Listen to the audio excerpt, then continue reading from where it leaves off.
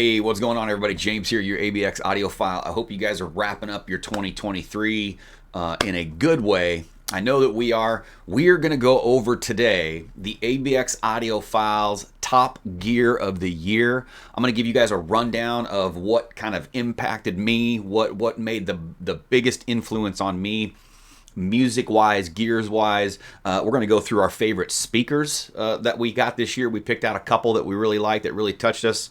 We're going to talk about our favorite amps, DAC, streamer. We're going to get into a little bit of headphones and some of that gear, what kind of really stood out and what we chose kind of as our reference. Basically, what we're going to go over is kind of all of the stuff that we experienced in 2023. We made it to Expona, we made it to Pacific Audio Fest, we made it to hi-fi shops, we made it over to friends and family systems.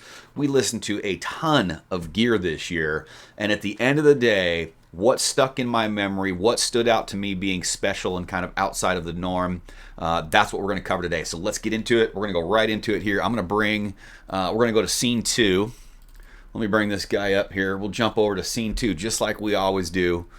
Super right off the rip. Number 1 on my list, and the only reason this is number 1 on my list is because it influenced me the most. So in the beginning of this year, when we were really starting kind of this charity work and starting this streaming thing, I went to Expona. It was my first hi-fi show. And when I went into the Borison room, curated by Next Level Hi-Fi, them guys over there, that Borison room blew my mind. It was the only speaker in my entire life, and still to this day, that I got goosebumps later just thinking about it. Sitting there in the room, listening to the Borison speakers, literally goosebumps. I took pictures of it. I had Carson with me. We were sitting next to each other. I was like, bro, what the heck? I mean, boom, just straight up. And then we're walking around the show a little bit later, and I'm thinking back, and it was like, boom, again. The only speaker that ever gave me goosebumps twice, once when I wasn't even listening to them. And we have the baby brother just came out. We've got the X2 on way for review. So that was my kind of like number 1 speaker, and they are just absolutely beautiful. You know, the whole lineup of the X series is just, man, anything from Denmark, the punch, the imaging. I mean, this huge, massive soundstage with just intense layering and detail to it. There's just something special about that Borison line. So that's kind of what stood out the most. Of course, the ABX LDA Baffles, what a splash we made in the industry with those things. Lots of people talking about them. There's a whole bunch of our Discord members who are building these things. This was our 2023, this speaker will change your life kind of thing. I think we've got almost 100,000 views on all of our Baffle content this year, and we're just continuing to grow this thing. I mean, these Baffles just blew my mind. I am still waiting to this day, as we sit right here, for a speaker to come through my room, in any of the rooms, whether it's the secondary system up here hanging out or wherever, anything that's been in this house. I'm waiting for something to dethrone these Baffles. If you have not checked out our review on these Baffles, you've got to. This is definitely my personal favorite speaker that I have had in 2023. So we got the Borison X3. That was kind of my just most intense moment of the year. The Baffles and working with our Discord and building these things, and Terry from La Dolce Audio and all of the people getting involved in our Discord and really taking this Baffle from a cheap sheet of plywood we got at Home Depot 6 a.m. one day to some of these beautiful designs that these people are building. It's just intense what we're doing with this Baffle thing. So make sure you check out all those reviews. That is it for speakers. Nothing else blew my mind in a way that it literally reframed the way that I think about music. We had a ton of good speakers in, we had a ton of good stuff, and we did a lot of good things. But if I had to pick 2 things in 2023 in the speaker space that reframed the way I think about audio, it was the Borison X series and the ABX LDA Open Baffle project. Okay, so that rounds up our speakers. There they are again. Jumping into amplifiers. Now remember, these are things that just changed my view, changed my world in a sense, audio-wise. So, first amplifier on deck. Terry's La Dolce Audio UA 2.5. I believe it's about a 3-4 watt single-ended triode tube amplifier. This thing, no matter what I hooked this up with, you have to have a really, really sensitive speaker, by the way, but the Fortes, the Baffles, we had a whole bunch of different variations of Baffles. If you have a highly sensitive speaker and you hook this amp up to it, it is one of the most musical experiences you have ever. You can go back a few videos where I did one. I was just blown away at the soundstage, the holographicness, just the overall sound quality of this amplifier. I mean, at 3 watts, to put it on some of these high sensitivity speakers and just hear what it does. It is literally musical magic. That's the only way I can explain it. One of my favorite amplifiers. And don't get me wrong, I've got the PrimaLuna DiaLouge Premium. That is my reference amplifier. I love that thing. But to be able to get something that's like 3 to 4 watts, I mean, little tiny watt output, and to be able to put it on some of these speakers and just experience what a really ultra well designed, specific single-ended triode tube amplifier can do for that soundstage. And the bass for 3 watts, I mean, that bass was nice, man. Man, there's just so much stuff. We're going to do full reviews on all of the La Dolce audio gear. This amplifier will be reviewed. I actually bought one of these because I love them so much. So we've got that coming. We'll do a review. So that's amp number 1 right there. There's another great photo of it. Just a beautiful thing. All right, this one changed my mind as well. I was always, no, Class D can't be good. Man, I'm telling you, I was a liar. I was bamboozled. We got in, we actually met Leo from La Dolce Audio through an acquaintance in our Discord. Reached out to him. We ended up reviewing all of the La Dolce audio gear, or the Orchard audio gear. I always mix those two up because they roll off the same. We ended up reviewing all of the Orchard audio gear, and this is Leo's flagship Class D GAN amplifier. 500 watt solid state. It is just absolutely, the one that we reviewed was the DMC dual mono, and it is the 2.0. I think it comes in at $4,000. It actually won our amplifier of the year. If you haven't seen that video, go check that thing out. It was absolutely stunning. 700 dampening factor or something. I mean, we put these on our back. We put this on almost every speaker we had. Absolutely control. It is a dynamic and transient monster. Watch the reviews on it. Totally changed my perspective for Class D this year. And the complete opposite of Terry's La Dolce Audio UA 2.5 at 3 watt single-ended triode, jumping all the way over to straight modern technology Class D GAN amp, Orchard Audio, just a freaking Ginsu knife of an amplifier. We couldn't have picked things that were further apart. Both changed my perspective on audio. Stunning stuff. Watch the reviews, trust me. Next amp. Oh yeah, just to show you guys, we had all of the Orchard Audio stuff in, right? There's everything. We had the Starnkrimson Duo, all of their streamer DACs, which we're going to get to. Which ones did we pick? Last amp on the list that I really wanted to kind of throw in is the First Watt F7, and we're actually kind of in the middle of reviewing that right now. I've been living with this thing, spending a lot of time.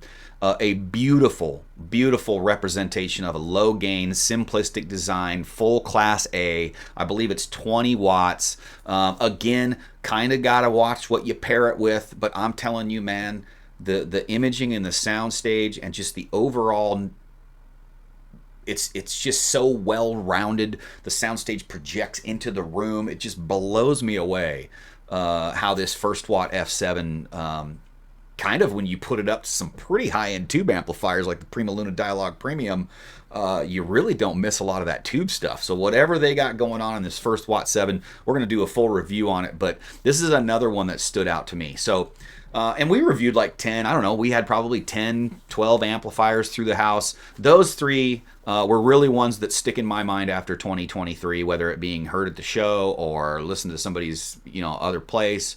But those 3 amplifiers, the La Dolce Audio UA 2.5, the Orchard Audio Starnkrimson Ultra DMC 2.0 Class D GAN FET, and then this First Watt Class A. Man, just all great examples of modern and available stuff these days. So that'll round up our amplifiers for 2023. Let's jump into, here's some more cool headphones. Look how beautiful, amplifiers. Look how beautiful this thing is. It's just so beautiful. God, that is probably the sexiest amplifier that I had in the house this year. Okay, streamer DACs. So we went through a bunch of streamer DACs. Two of them changed the way that I view streaming and upped my game. One of them being the Orchard Audio Pecan Pi Plus AKM 4499 chip-based streamer DAC. The one you are seeing here is a prototype. You can't even buy this thing. This will be coming out in early next year, hopefully around February or so. This is an absolute game changer for me personally. It beat out all of the streamers and DACs that we reviewed this year. Kelly and I both now run this DAC in our systems as our reference.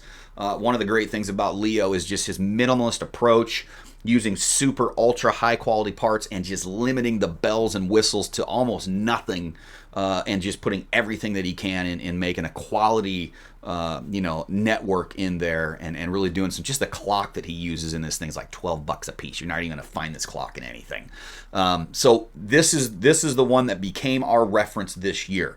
So if you haven't checked out Orchard Audio, this is the Pecan Pi Plus. You can still buy the Pecan Pi Plus. It just looks like that box on top there. It's just the square one. You can see the one down below. That's going to be the prototype that's going to be coming out next year. You're going to want to watch out for this one. Do not let this one pass you by. If you are all about sound quality and performance first, you need to be looking at Orchard Audio stuff. So there you go.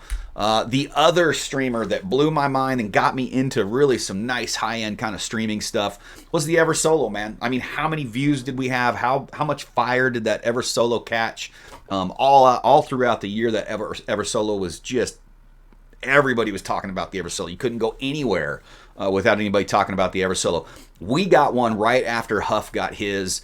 We had them like basically day one release of retail. We got ours in. We started living with it. Man, it is absolutely a phenomenal streamer. Still to this day, I use it.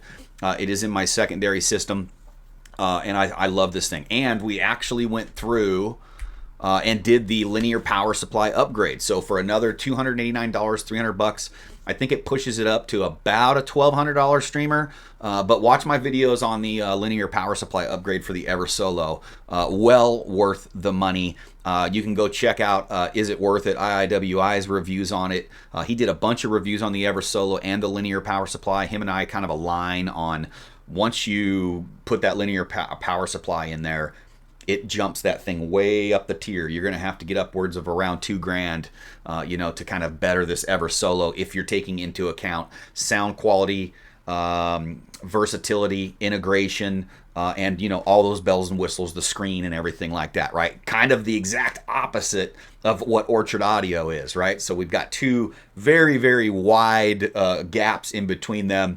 You got your Orchard Audio, which is just no bells and whistles, Raspberry Pi based, simplistic quality approach, or we've got the Eversolo on this side that is just all bells and whistles and bling.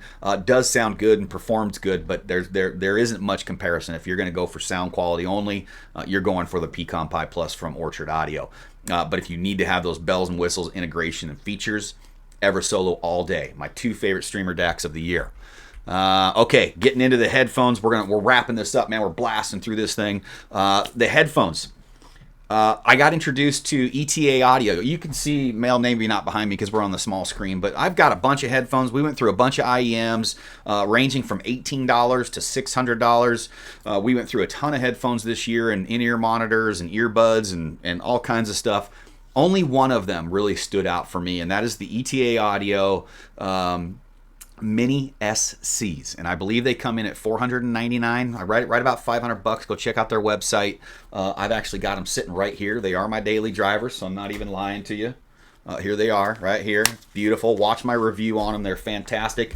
We reviewed both of ETA Audio's headphones this year, and for me, the Mini SCs really stood out. Ultra clear, detailed, nice resolution, focus, nice sound stage, but the bass. They got that bass right. There is no other headphone or in-ear monitor that I heard this year that does bass as good and natural and textured as those ETA Audio products. So make sure you go check them out. And then as you can see in the photo here, we paired them with the Valhalla 2, and the Bifrost 2 was probably my favorite combination with the ETA Audio headphones. That Valhalla 2 and that Bifrost put together just make for such a musical quality. Oh, God, so good. Soundstage depth, dimensioning, detail, focus, just the way it resolves. Like there's just this musicality to the whole thing, maybe from the tubes of the Valhalla. We did go with the Bifrost to the Grado. I'm looking at my photo right here that I'm showing you guys. We did go Bifrost Grado to ETA, much more kind of like dynamic forward presentation. You know, you get those tubes out of there, you get that Valhalla out of there. That was a really, really good pairing. We also ended up loving the Black Ice Audio Glass Effects Tube DAC. That thing does bass really, really well, and you can tube roll it. The cool thing about the Black Ice Audio DAC is it's basically Wi-Fi, man. That thing's almost like a little preamp. You know, you could just run that thing just straight by itself almost. You got a headphone jack in the front. You don't need amps and stuff like that. You just plug your headphones right in there.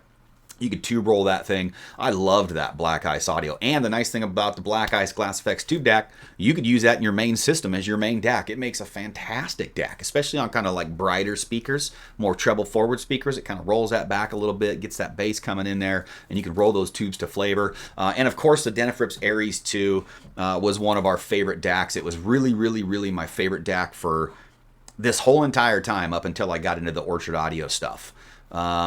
And it probably still is my favorite standalone DAC over even like the Ladder Schumann that Kelly brought over, you know, some of that stuff. But the Denafrips Aries is another good DAC for the headphones. Man, you talk about like just adding that artifacts and that stereo effect to the soundstage. Absolutely phenomenal. So that kind of rounds out our headphone stuff. So let's wrap this up with just a couple albums or artists that kind of really got me, I don't know, just that I really felt like a connection to when I got them. So let's wrap this up and talk about that.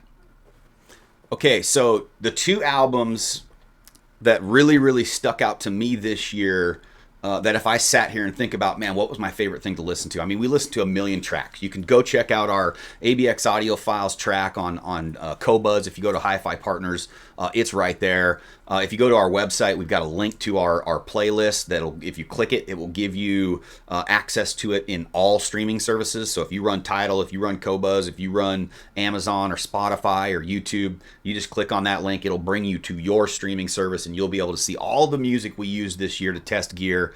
But when I'm not testing gear and I'm just chilling, hanging out, maybe got a little whiskey, maybe got a cold beverage, just kind of sipping and doing my thing, these are the two that kind of got me dialed in. This one right here, this Abbey Road Studios, Amy Winehouse, the album Frank. It is a half-speed mastering. This thing was so good. It is recorded so well. And in my mind, like just almost in her prime, like the vocals, the performance, the quality. I mean, just everything comes together in this cohesive package that you could just jam to, man. I will sit down and put this album on and I'll just rotate through. I'll just keep it going. I'll listen to this thing like 4 or 5 times in one night. So if you haven't, check out the Abbey Road Studios half-speed mastering of Frank by Amy Winehouse. You will not be you ain't gonna be mad about it. It's gonna be a little bit spendy if you're gonna get the vinyl, or you can just go to your streaming service and check it out. They've got this version on streaming as well. Well worth the listen. If you're a vinyl connoisseur, this is well worth the purchase. So that's the number one. This one right here, I was really glad to see this kind of come out towards the end of the year. I have been a fan of Random Access Memories. That album is on our tracks playlist, so this is one that we use a few of these songs from this album. When this one came out, they actually kind of took out all of the electronic drums, and it's just kind of the ambient music. It's just kind of the overall thing with like all that bass and drums kind of taken out. I got this one on vinyl as well, but it is available on your streaming service. If you have not gone through and given this one an actual critical listen, and it is going to be different because it's not that punchy thing that you're used to. It's more like going from electronics to like jazz or something. There's this cultural shift, in the structure of the album, but well worth the listen. This was another one of my favorites, and I actually had to get it on vinyl, and we did, and we listened to it a ton. So, all right, so that's going to round up our 2023 rundown on our favorite and most influential gear. If you did not know, we are the world's only 100% non-profit charity reviewers. Over $5,000 donated this year to youth musical programs. I really, really appreciate all of you spending the year with us. This was our first year really in being active in reviewing and doing what we do. I think we gained like some 4,000 subscribers to our YouTube. We have a Patreon where you guys help us out. 100% of the money we make from YouTube and Patreon and everything gets donated to charity. I appreciate all of you hanging out with us all year. I look forward to a 2024 with all you guys. Let me know what your favorites were in the comments, and don't forget to get to our website, check out all of our content, jump in the Discord and be part of the work, get the back scenes, be able to see what's going on pre-review and all the stuff we got coming in. Very, very active community. We have a great time. I wish you all happy holidays. Thanks for being a part of ABX Audiophiles. Talk to you later.